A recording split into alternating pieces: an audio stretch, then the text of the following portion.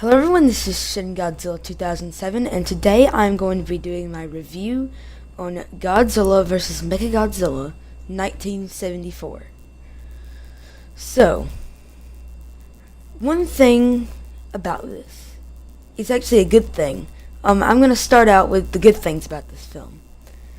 So, some of you might know, and I don't know if this is only in the dubs of these movies or not, but a lot of the Japanese fight scenes, like with the people, where people are fighting each other, don't have music in them. But in this movie, they did. And that is actually something I really liked about this movie. Because when they don't have music with them, it kind of just seems odd and awkward. But yeah, so that's a plus about this film that definitely brings my rating up some.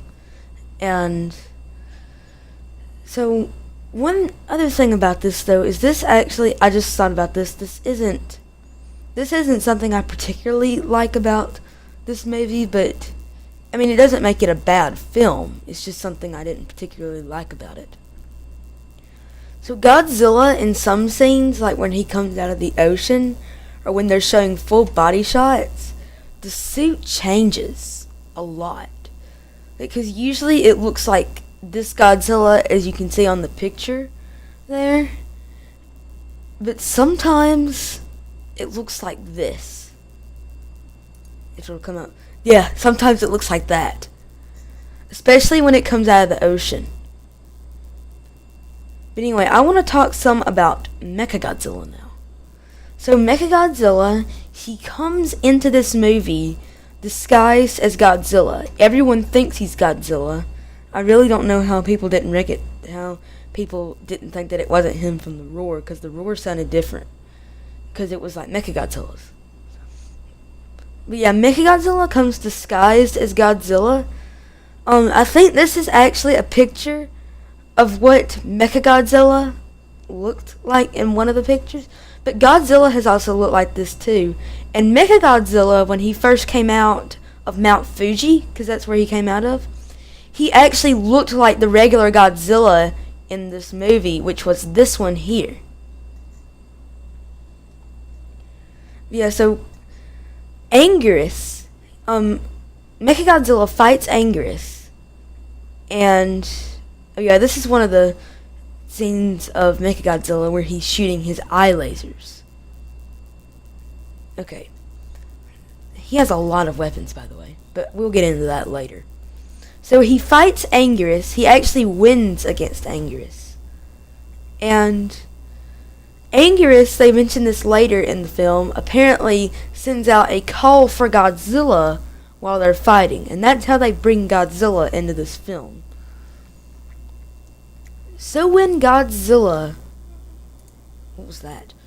Okay, so when Godzilla comes on... Not on shore, he doesn't really come to shore the first time. He comes kind of out of the ground. It kind of looks like he emerges from a nuclear plant. So he may have absorbed some energy from that, and that could have made him a little bit more powerful. Him and Mechagodzilla fight, and eventually, he's punching Mechagodzilla, and he reveals some of the metal on Mechagodzilla, which is, they say earlier, is space titanium. So it's stronger than regular metal. It's stronger than regular titanium. It's probably stronger than any other metal on the Earth. But yeah, so he is made out of space titanium.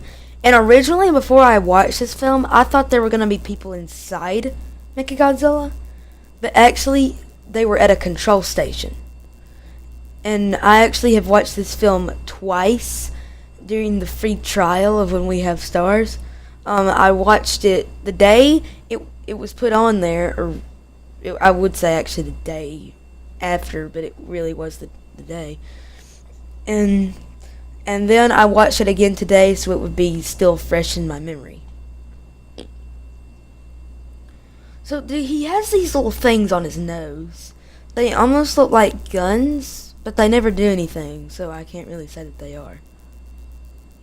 So this is a full body shot of Mechagodzilla. And he actually has so many weapons. His eyes shoot lasers. His mouth shoots a heat ray. His chest has a door that opens up to shoot electricity. His fingers are missiles. His knees have missiles that shoot out of them. And his toes are missiles. Basically, every part of him is weaponized. So yeah, he has a lot of weapons. There's actually a sequel to this movie that I have, but I haven't watched it because I wanted to watch this movie first. I will be doing a review on it after I watch it.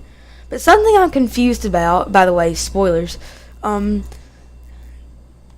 the end of the film, Mechagodzilla gets completely destroyed by Godzilla.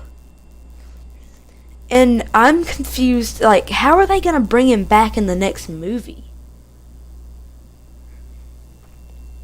Oh, by the way, Mechagodzilla isn't the only thing that's disguised in this movie. The aliens that are controlling him actually are ape.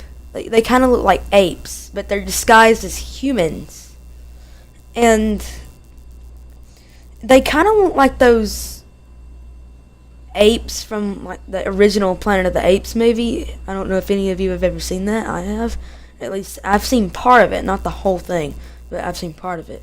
They kind of look like that, and it seems that whenever part of their body gets injured or whenever they die, a part of their body turns to that ape, or like it is undisguised, or it is revealed. But yes, so here's a main plot of the movie. This is the main plot of the movie. Wait, before this, the person that saw the vision at the beginning saw King Ghidorah in the vision. And King Ghidorah does not appear in this movie, and I don't think he appears in the next one. But now I know people say these movies aren't connected, but I have a theory that she could be predicting Godzilla vs. King Ghidorah in 1991. No, that's not very likely, but it's a possibility. So anyways, here's the basic plot of this movie. So that person sees the vision and says a monster is going to come and destroy Tokyo. Not destroy Tokyo, but I think she says destroy the Earth and trample the people who try to escape, try to run away.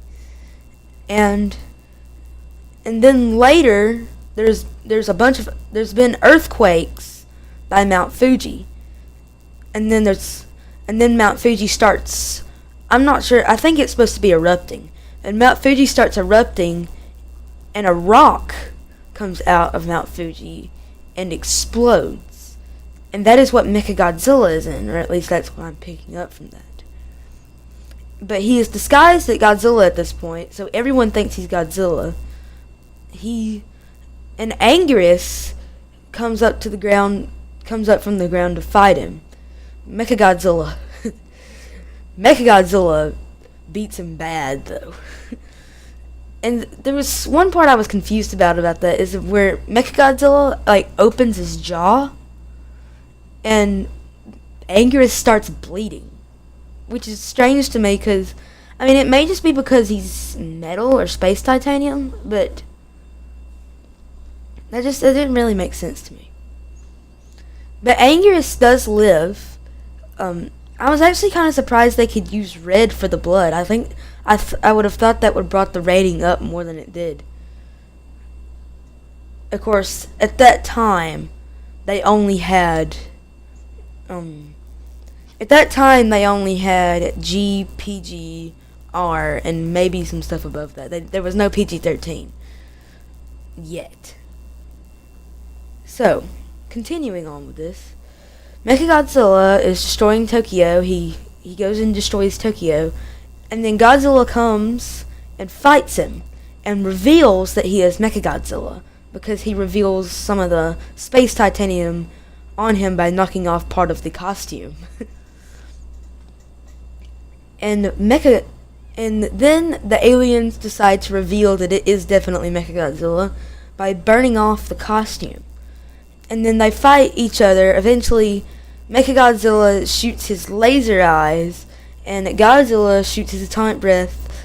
The beams collide and create a huge explosion, which knocks Godzilla into the bay. He looks like he's dead because you can see blood come up above the water, and Mechagodzilla is damaged a little bit. They decide to have Mechagodzilla retreat, and of course Godzilla is back in the ocean. Then the professor, who has examined the space titanium and actually made a pipe out of it that makes magnetic waves, electromagnetic waves, I think. Anyway, if you separate it, it generates the magnetic waves and destroys the positive and negatives. Anyways, so they go and try to find, I don't know if they try to find the aliens, but anyway, they go in this cave, and the aliens find them in there. I think they have people to watch in there, and they bring them in, and there's two people with the professor. I forgot their names, but they go to so they capture them, and basically they force the professor to fix Mechagodzilla by saying that they will release those people if he fixes Mechagodzilla. And he does fix Mechagodzilla. And then they capture him and throw him in the cell as well. And then they try to kill them with gas. And there is I can't remember the names of these people, but so this other person who has been with them for the entire movie comes and tries to find them in the cave.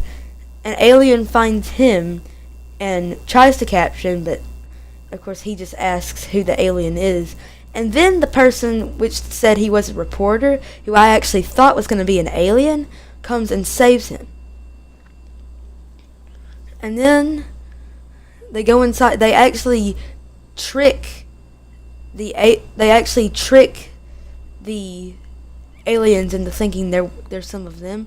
So the agent person, he is holding the alien hostage while forcing him to say the code words to get inside their headquarters.